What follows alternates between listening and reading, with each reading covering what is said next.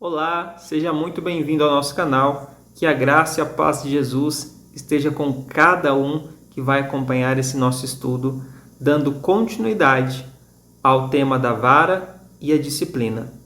Se você não assistiu a parte 1, eu recomendo que você pause o vídeo, vá no link aí na descrição para então assistir a primeira parte, para que você tenha então uma melhor compreensão sobre o que nós vamos abordar aqui.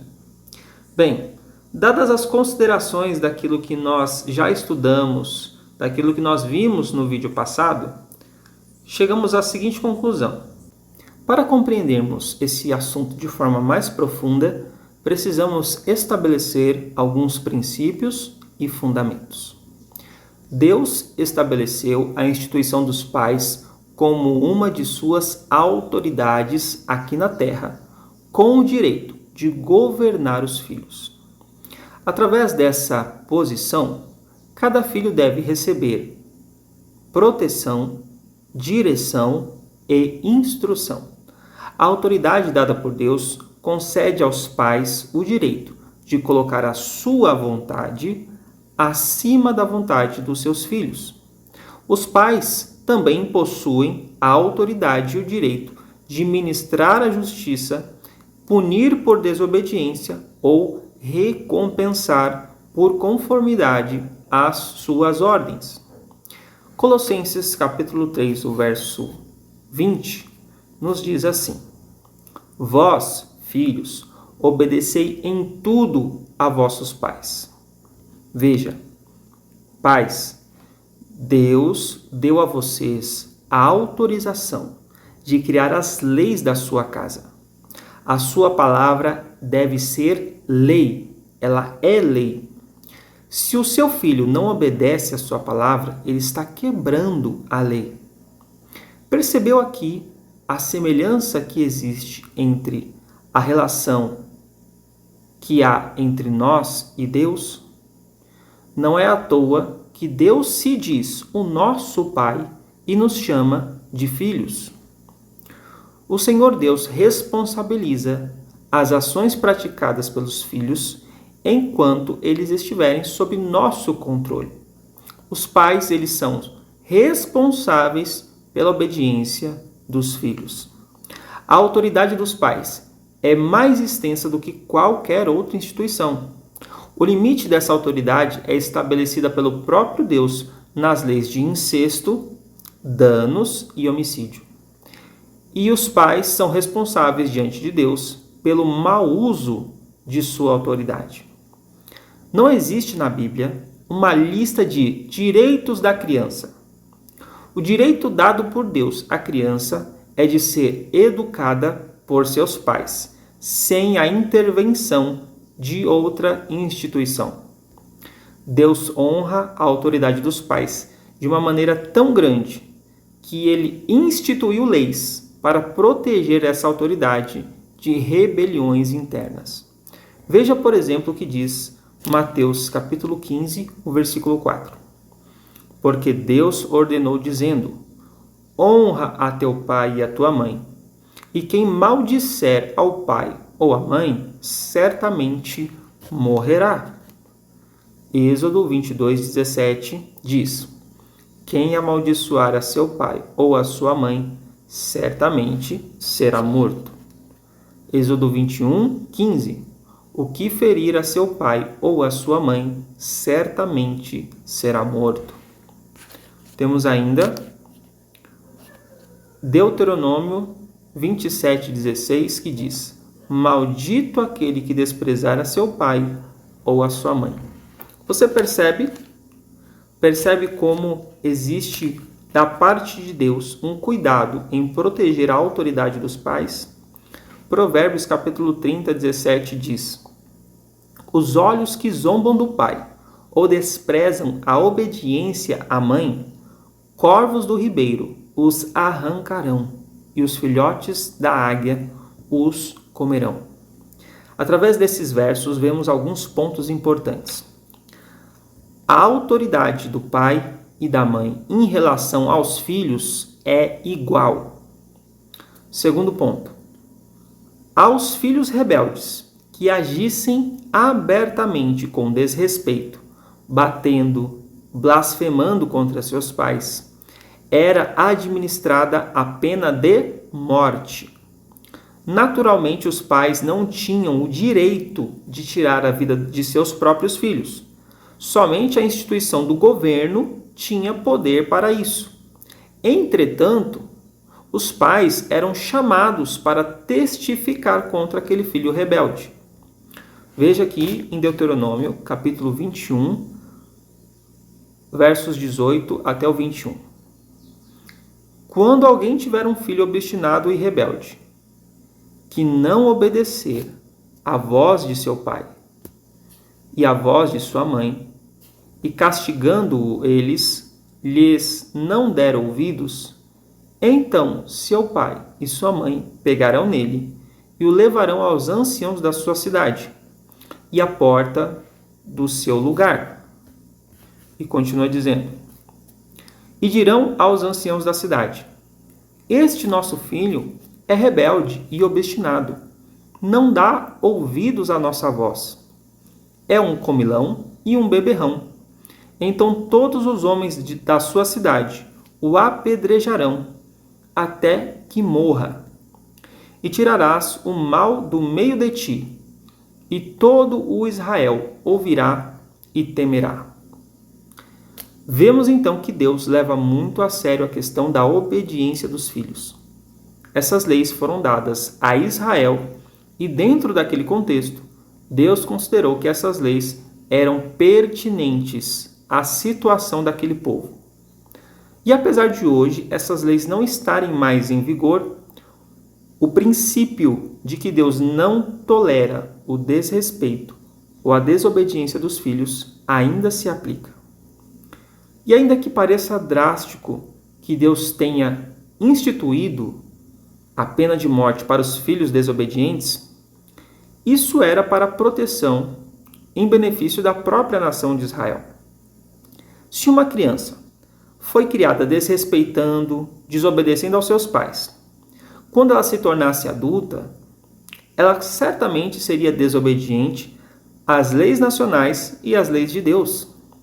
E é justamente uma lei tão incisiva que demonstrava aos pais a grandeza da responsabilidade que eles tinham. A mera existência de uma lei assim era intimidador o suficiente para que poucos ou nenhum pai ou mãe deixasse de educar o seu filho.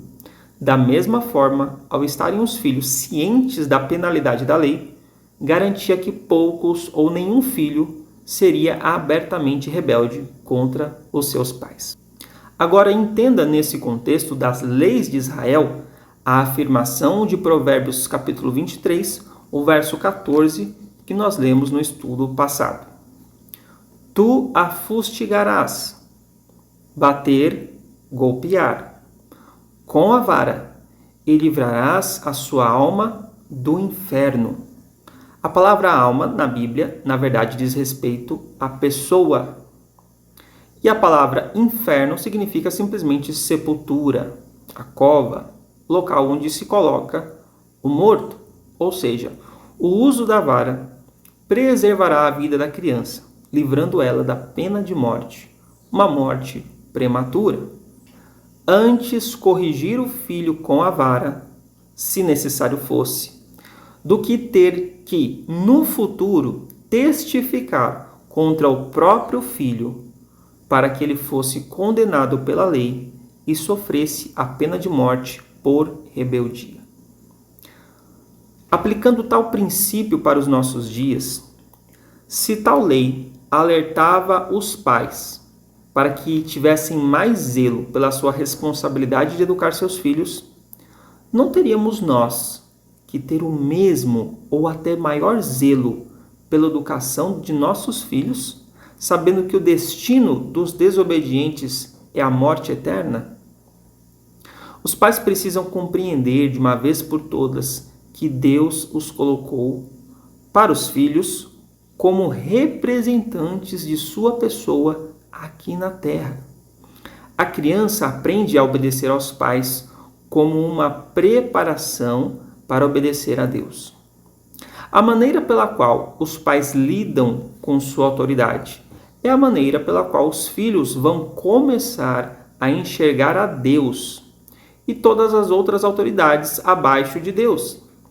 Veja, se a criança vê que seu pai é justo, então achará que Deus deve ser justo também.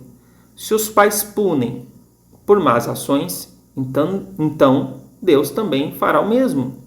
Se os pais cuidam da criança, então Deus deve cuidar também. Se os pais respeitam e obedecem à palavra de Deus, então elas deverão respeitar e obedecer a Deus. Se os pais são sinceros em suas palavras, Deus também deve ser. Entender essa responsabilidade de representar a Deus para os filhos traz aos pais um princípio muito simples e objetivo. Os pais devem tratar os filhos assim como Deus trata seus filhos. E é aqui que nós retornamos ao tema da disciplina e da vara. Como Deus lida com a desobediência e a rebeldia dos seus filhos? E para respondermos essa pergunta, eu teria o desafio de tentar resumir temas muito profundos, mas que você pode e deve conhecer melhor.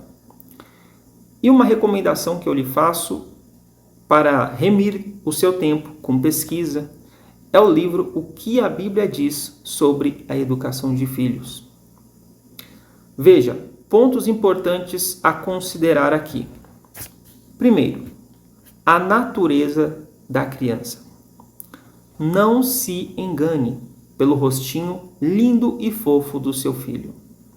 O homem foi criado à imagem e semelhança de Deus, mas essa imagem foi corrompida pelo pecado. E nós agora somos a imagem e a semelhança de Adão. Bebês não têm natureza pura e santa. Não é preciso ensinar a criança a mentir, a ser egoísta, a fazer coisas erradas. Todo bebê, por mais lindo e fofo que seja, possui em seu sangue a tentação constante de satisfazer o forte desejo de pecar e satisfazer os seus próprios desejos. E é justamente por isso que os pais têm o dever de controlar essa natureza dos filhos. E com o passar dos anos, ensinar aos filhos o autocontrole. O segundo ponto que precisamos é entender, compreender o conflito que existe. A relação entre pais e filhos é um constante embate entre a vontade dos pais e a vontade dos filhos. Vontades que têm origens e motivações completamente diferentes. E é entre o amor dos pais que muitas vezes precisa restringir com o objetivo de proteger contra resultados prejudiciais, contra a natureza da criança, que carrega o desejo pela gratificação imediata. Então, enquanto os pais orientam para o bem da criança a longo prazo, os filhos querem satisfazer as suas vontades egoístas a curto prazo. Desse conflito, muitas vezes, o resultado é o ponto número 3, que é o quê? A rebeldia inerente. A rebelião é o ato de desafio evidente ou determinado de resistência a qualquer autoridade ou poder controlador. Então, a rebeldia ela é a rejeição voluntária da autoridade, seja de maneira ativa ou passiva. A forma ativa de rebelião é facilmente detectada. Eis alguns exemplos. Quando a criança diz não, ou então não, eu não vou. Quando ela sai andando desafiante enquanto você ainda está falando. Quando a criança dá um ataque, se joga no chão, não aceita a sua correção. Nenhuma dessas demonstrações claras de desrespeito deveria ser tolerada. Você deve exigir que seu filho ouça suas instruções quieto, sem responder ou reclamar. Já a rebelião passiva acontece quando as crianças satisfazem os requisitos externos à obediência, mas interiormente elas estão ressentidas. Quando elas balançam a cabeça e respondem: sim, papai, sim, mamãe, tudo bem, eu vou fazer. E quando mais tarde elas são apanhadas não seguindo as instruções e dizem que já estavam indo fazer ou que esqueceram. Uma forma sutil de rebelião passiva é, por exemplo, esperar para obedecer até um pouquinho antes de ter problemas. A criança considera uma vitória de sua vontade sobre a dos pais quando ela não obedece até decidir fazer. Outra forma de rebelião passiva é fazer o que foi pedido, mas não da maneira que deveria ter sido feito. Obediência não é lugar para usar a criatividade. É lugar para estrita e completa submissão. Basicamente, o princípio é de que a criança está em rebelião toda vez que, consciente e prontamente, coloca a sua vontade acima da vontade declarada dos pais. Quando a criança deliberadamente recusa-se a aceitar o direito de governar dos pais. Quando ela faz isso, ela está escolhendo ser rebelde. A rebelião da criança é uma tentativa obstinada de destruir a autoridade dos pais. E se a rebelião não for eliminada, ocorrerá uma revolução. A revolução é a derrota total da autoridade. Essa revolução acontece quando os filhos governam seus pais. A revolução destrói o plano harmonioso de Deus e resultará em caos e maldição para os pais e para os filhos. A pergunta é: como lidar com a rebelião e não permitir que isso aconteça? Mas primeiro, eu gostaria de falar o que os pais não devem fazer para lidar com a rebelião. Primeiro, quando os filhos conseguem subverter a autoridade dos pais, o lar se torna um caos. As crianças controlam tudo ou quase tudo. Os pais se tornam apenas conselheiros e esses conselhos podem simplesmente ser recusados. Numa tentativa desesperada, alguns pais vão tentar manipular os filhos através de suborno, ameaças ou engano. Eles propõem dar algo em troca de obediência, ou ameaçam tirar algo dos filhos caso eles não cooperem. O suborno é o alimento de um desejo da natureza pecaminosa na tentativa de controlar o outro. O suborno nunca irá ajudar a criança a desenvolver a autodisciplina. A rebelião da criança não deve ser tolerada pelos pais que possuem autoridade.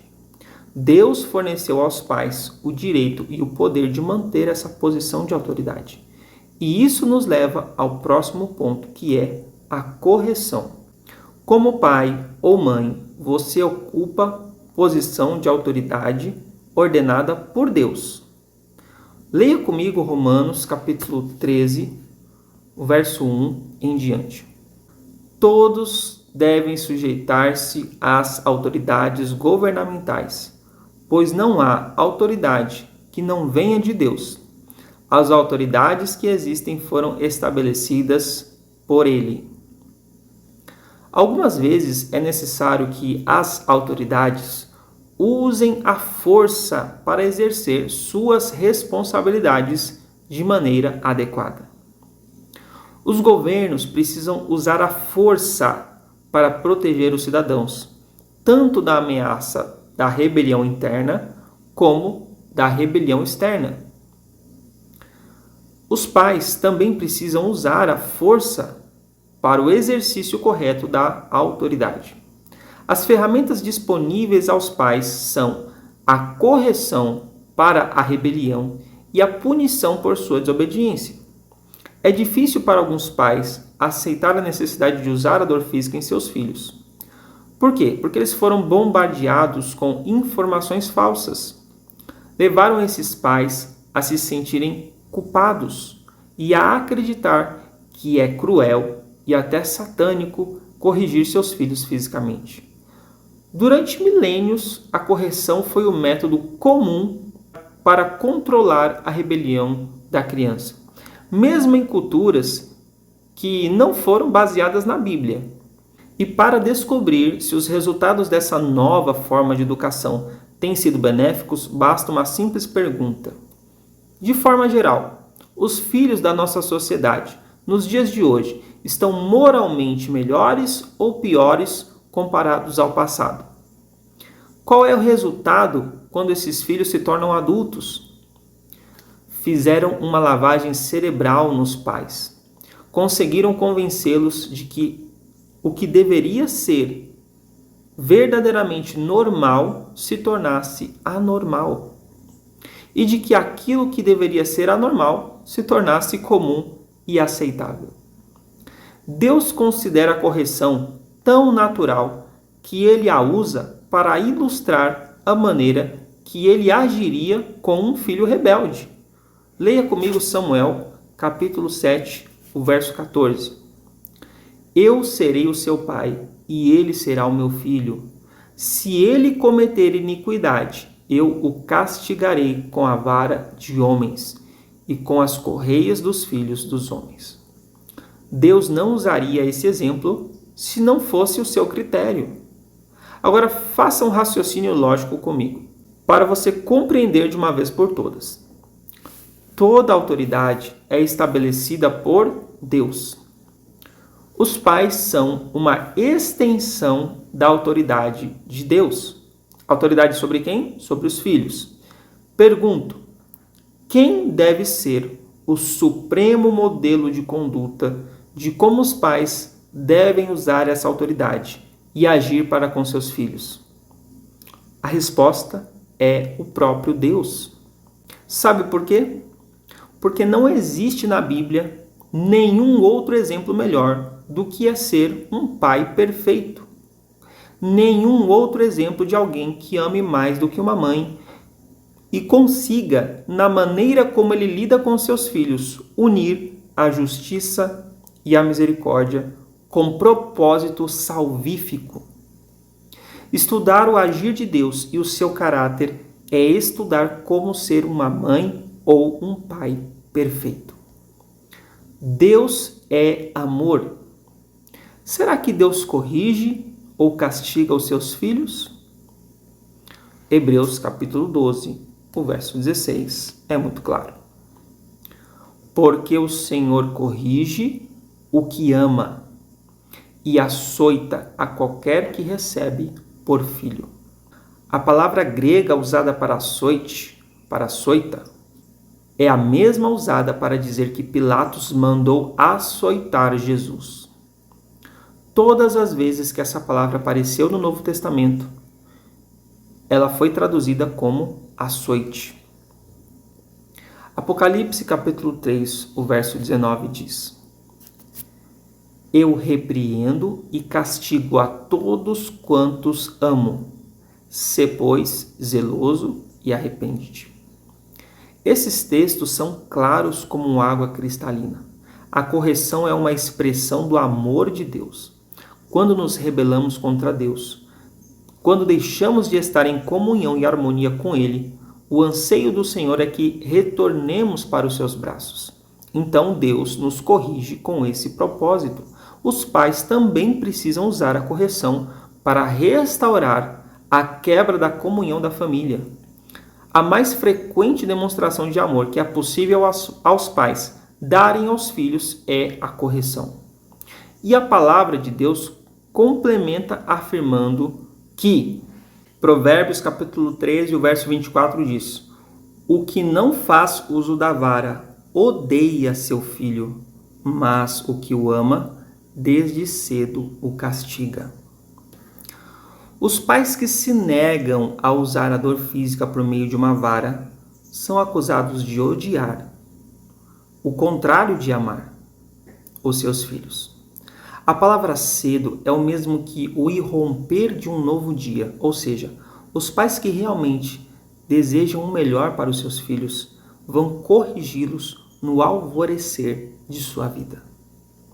O texto seguinte, a Hebreus 12, 6, que é o verso 7, indica a anormalidade quando os pais não corrigem seus filhos. Observe, se suportais a correção, Deus vos trata como filhos. Por quê? Que filho há a quem o pai não corrija? Perceba que o texto trata de o não corrigir como algo anormal. Nessa passagem, Deus declara num princípio eterno. É normal para o filho verdadeiro ser corrigido pelo seu pai. É natural que os pais cuidem do filho o bastante para usar a correção pela dor física durante o processo de educação. O verso 8, nesse contexto, une ainda mais graficamente a correção com os membros da família. Veja, mas se estáis sem disciplina, da qual todos são feitos participantes, sois então bastardos e não filhos. O bastardo é um filho ilegítimo, ele não é herdeiro do pai. Tal filho é rejeitado por seu pai como indesejável. O filho rebelde, ele precisa de ajuda para vencer a rebelião.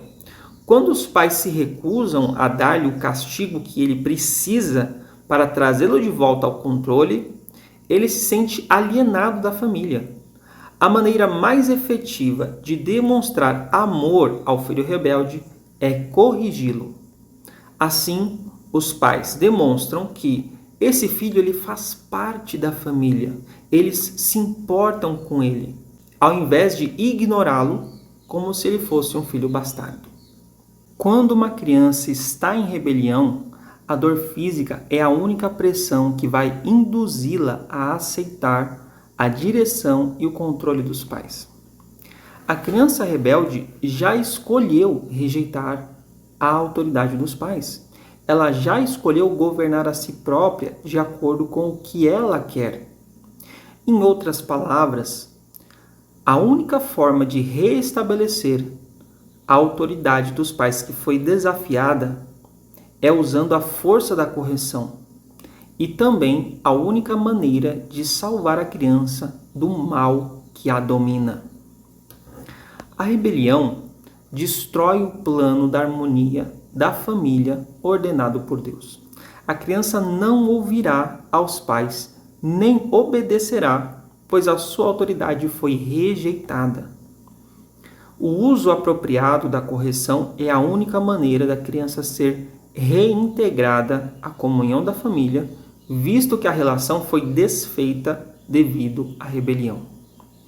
Podemos relembrar alguns episódios da Bíblia para demonstrar de forma prática esse aspecto da natureza de Deus. Veja, no capítulo 12 do livro de Números, Miriam e Arão, irmãos de Moisés, falaram contra ele por causa da mulher etíope que ele havia casado. Eles questionam se Deus havia falado apenas por meio de Moisés, insinuando que também poderiam ser profetas. Deus, ouvindo isso, desce em uma nuvem e convoca os três para se apresentarem diante dele. Então ele defende Moisés, destacando sua fidelidade e a relação especial que tem com ele. E então ele se ira contra Miriam e Arão por suas palavras.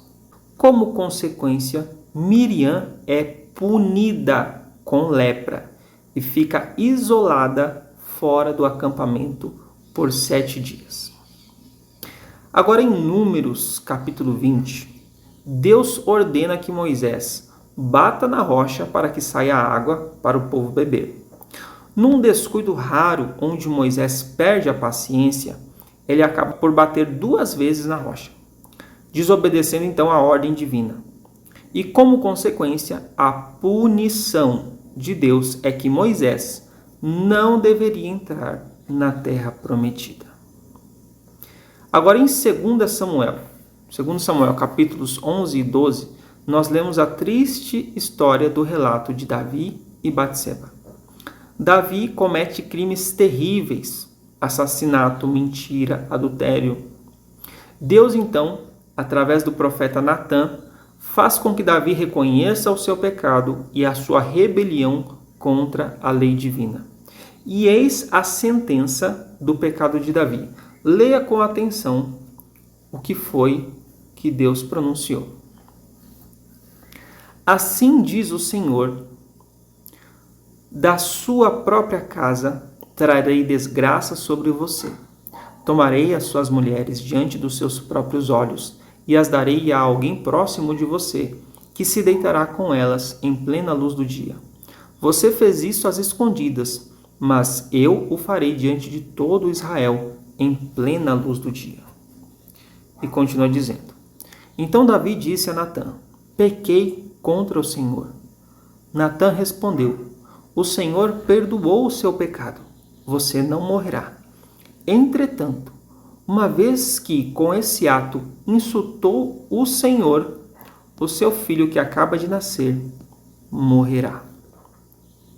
Anos mais tarde, o próprio Davi encheu seu coração de orgulho pelas conquistas que Deus lhe havia dado. 2 Samuel 24 e 1 Crônicas 21 nos relata sobre como Davi decidiu contabilizar o número do seu exército, trazendo sobre ele o desagrado de Deus. O Espírito do Senhor fez com que Davi reconhecesse o seu pecado. E agora, através do profeta Gade, veio a mensagem. 1 Crônicas, capítulo 21, versos 8 em diante. Então Davi disse a Deus: pequei gravemente com o que fiz. Agora eu te imploro que perdoes o pecado do teu servo, porque cometi uma grande loucura. O Senhor disse a Gade, o vidente de Davi: vá dizer a Davi: assim diz o Senhor, dou a você 3 opções. Escolha uma delas, e eu a executarei contra você. Gade foi a Davi e lhe disse: assim diz o Senhor, escolha entre 3 anos de fome, 3 meses fugindo dos seus adversários, perseguido pela espada deles, e 3 dias da espada do Senhor, isto é, 3 dias de praga, com o anjo do Senhor assolando todas as regiões de Israel. Decida agora como devo responder àquele que me enviou. Davi respondeu: é grande a minha angústia. Prefiro cair nas mãos do Senhor, pois é grande a sua misericórdia, do que cair nas mãos dos homens. Existem muitas coisas que poderíamos falar e estudar sobre essas e outras histórias. Mas vamos nos concentrar no principal. Todos esses relatos aqui citados não são provas claras de que o Senhor pune e castiga os seus filhos? Algumas pessoas, para justificar que não deve castigar os filhos, chegam a dizer que Deus não dá literalmente varadas em nós adultos quando nós pecamos e nos rebelamos. Amigos, quem dera o castigo de Deus fosse tão brando assim. Essas pessoas leram muito pouco a Bíblia ou só estão lendo as partes que lhes convém. Mas por mais severo que pareça o castigo de Deus, preste atenção nas palavras de Davi. Prefiro cair nas mãos do Senhor, pois grande é a sua misericórdia, do que cair nas mãos dos homens. Quando nós entendemos e aceitamos que a disciplina do Senhor, por mais dolorosa que seja, ela é salvífica, nós a suportaremos e até agradeceremos. Veja comigo a oração do profeta Jeremias, no capítulo 10, versos 23 e 24. Eu sei, Senhor, que não está nas mãos do homem o seu caminho. Não compete ao homem dirigir os seus passos. Corrige-me, Senhor, mas somente com justiça, não com a tua ira, para que não me reduzas a nada. mas existe uma palavrinha no sentido original da palavra que faz toda a diferença para nos ajudar a compreender esse texto. Castiga-me, ó Senhor, mas em justa medida, não na tua ira, para que não me reduzas a nada. Eu te pergunto, você já orou alguma vez para que o Senhor te castigasse? O profeta entendeu que o castigo de Deus é na medida certa, é na justa medida. E o castigo na medida certa, ele é uma bênção nas nossas vidas. Veja esse verso na versão Bíblia Viva. Diz assim: Senhor, castiga-me, não com raiva, mas com amor, senão eu morrerei. Pais, vocês estão conseguindo compreender a magnitude da responsabilidade que Deus colocou em nossas mãos? A Bíblia não nos diz para espancar os nossos filhos por qualquer erro que eles cometam. Não está nos dizendo que devemos usar a vara para descarregar nossa raiva ou frustração. Justamente por isso, uma das advertências de Salomão foi a seguinte em Provérbios capítulo 19, verso 18. Castiga a teu filho enquanto há esperança, mas não te excedas a ponto de matá-lo. A vara só poderá alcançar o seu objetivo na educação dos filhos quando for usada por mãos que amam, por pais que não perdem a paciência e não ficam irados com seus filhos, por pais que oram e que buscam a orientação do Senhor para que cada disciplina sempre seja usada na hora certa e na medida certa. De maneira que cada palavra, cada correção esteja sendo feita pelo próprio Cristo. Se nós permitirmos, não seremos nós, mas será o próprio Deus que estará educando os nossos pequenos através de nós. E é assim que entendemos o motivo do porquê muitos pais abominam o uso da vara. Eles se baseiam em sua própria experiência pessoal, pois tiveram pais que não souberam usar a vara na medida certa.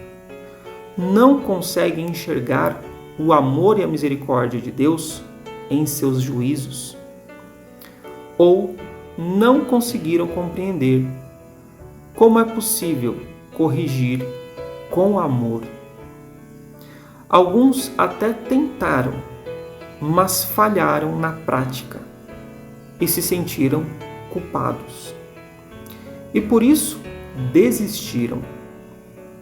A correção na medida justa, tal qual o Senhor aplica em nós, não é algo que está na capacidade humana, mas é algo que nós faremos quando estivermos plenamente conectados com o poder divino mediante a atuação do Espírito Santo. Que o Senhor nos ajude e abençoe a cada um de nós a sabermos administrar a correção bíblica como ela é em Cristo.